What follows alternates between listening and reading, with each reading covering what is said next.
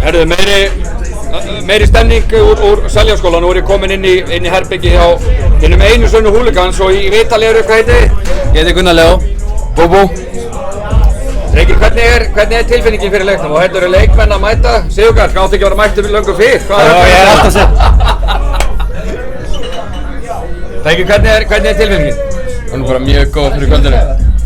Ég ætla að vona ykkar vegna að þið séu ekki byrjar að plana sigurhöfn. Hvernig ná ég ykkar að halda á jörðinni? Auðvitað höldum okkur á jörðinni, skilur við. Þetta er bara, ég meina, við þurfum eitt sigur viðbót. Þetta er ekki komið.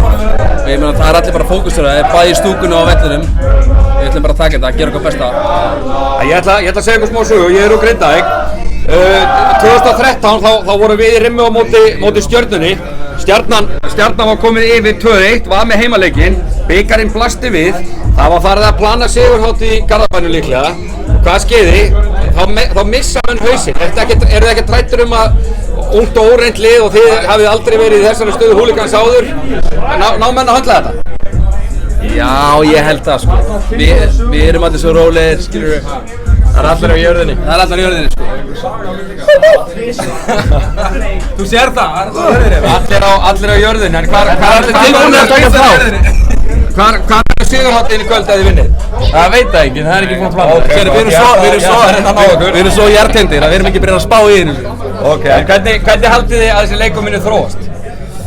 Ég býst við Ég ætla nú að spyrja þennan, Siggi átti ekki að vera löngu mættur, hvers slags mætting er þetta? Það er ekki laust stæði fyrir þetta. Já, hérna.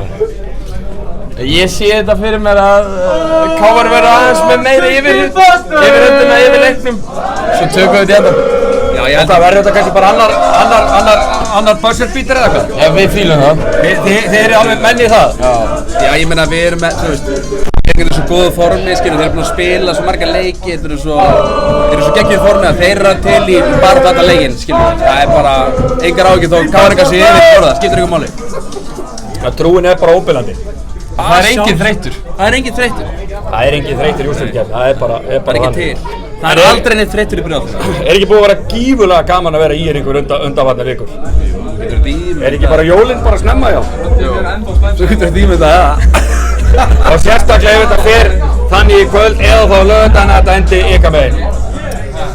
Já, ég held að halvt Ísland vona að þetta endi okkar megin, þannig að já, ég held það, sko. Það eru flestir með okkur í liði. Það er flott. Það er gott að vita þið. Takk fyrir þetta og gangi vel í kvöld. Takk.